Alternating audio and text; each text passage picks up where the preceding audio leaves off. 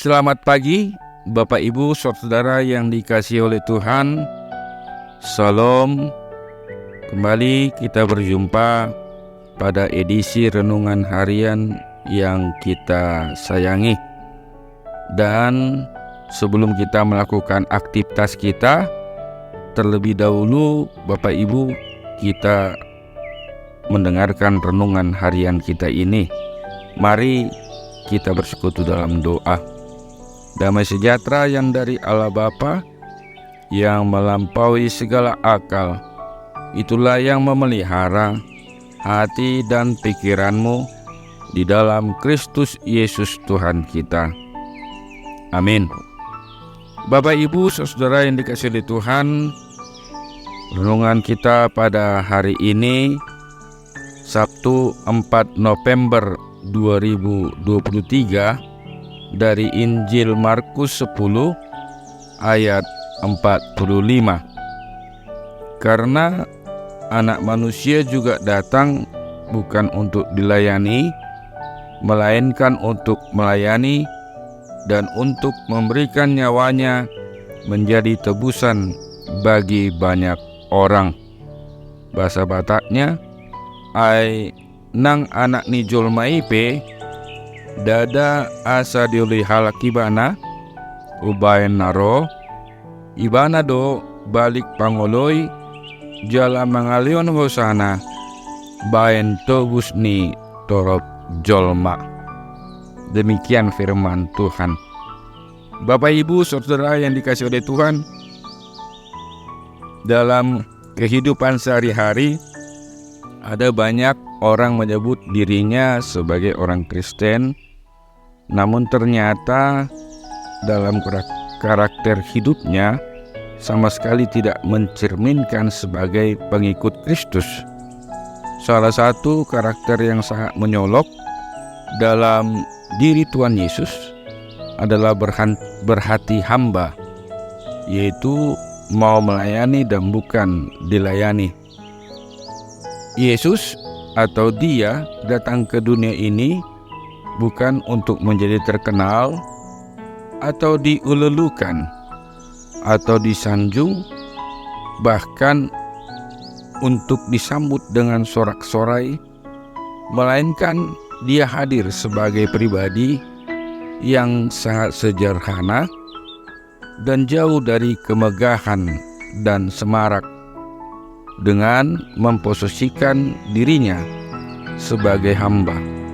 Hal ini sesuai dengan Filipi 2 ayat 6-7.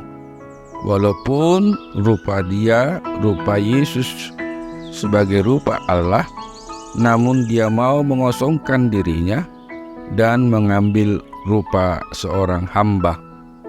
Karena itu, saudaraku yang dikasihi oleh Tuhan, tugas utama seorang hamba adalah untuk melayani. Dan Yesus sendiri telah memberikan dirinya dengan datang bukan untuk dilayani, melainkan untuk melayani. Dan tidak hanya itu, bahkan Dia rela memberikan hidupnya mati di kayu salib untuk menebus segala dosa umat manusia, untuk menebus dosa-dosa kita. Oleh sebab itu, saudaraku, menjadi pengikut Kristus berarti kita juga harus memiliki hati hamba seperti Kristus. Berhati hamba berarti siap untuk tidak dikenal, tidak diperhitungkan, atau tidak dianggap oleh orang lain. Ada banyak orang Kristen yang melayani dengan harapan supaya dia memperoleh pujian dan memperoleh hormat dari sesamanya atau dari manusia. Hal ini, saudaraku, berbanding terbalik dengan Tuhan Yesus yang rela menanggalkan segala atribut kebesarannya, kemuliaannya, dan keilahiannya, menjadi seorang hamba dan menjadi sama dengan manusia, sehingga keberadaannya sama sekali tidak diperhitungkan dan bahkan dipandang sebelah mata oleh orang lain. Saudaraku, berhati hamba berarti juga melayani dengan penuh kerelaan, penuh dengan pengabdian, dan bahkan menunjukkan suatu kerendahan hati. Ini berbicara tentang hati dalam melayani, karena kita tidak melihat manusia, tapi yang kita lihat adalah Allah. Oleh sebab itu, saudaraku yang dikasihi oleh Tuhan, di dalam melakukan suatu pelayanan, kita memiliki dua arah. Arah yang pertama adalah melayani kepada Tuhan, yaitu vertikal, dan melayani sesama, yaitu horizontal.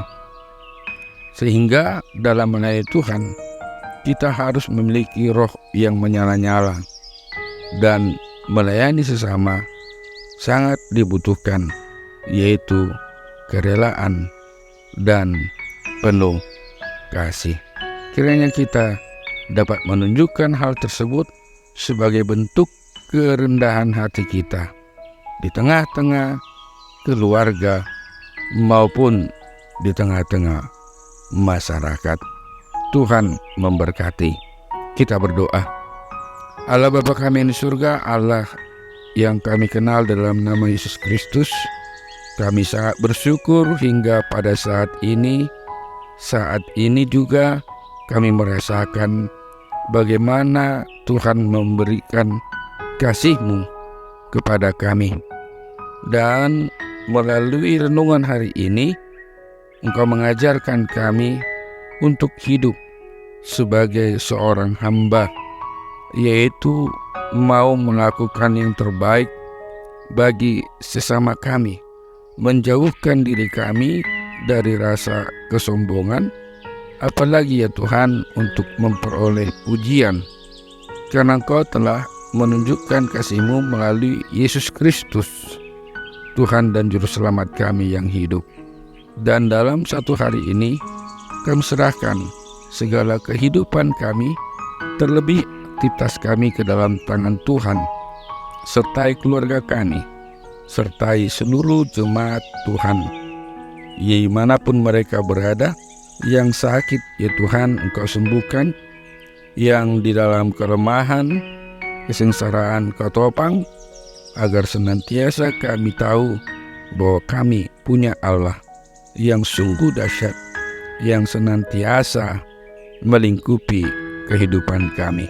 Ajar kami ya Tuhan untuk senantiasa menunjukkan kejujuran hati kami dan senantiasa setia kepadamu di dalam segala aktivitas kami dalam satu hari ini. Dengarkanlah doa kami. Dalam Kristus Yesus kami berdoa dan mengucap syukur kepadamu. Amin.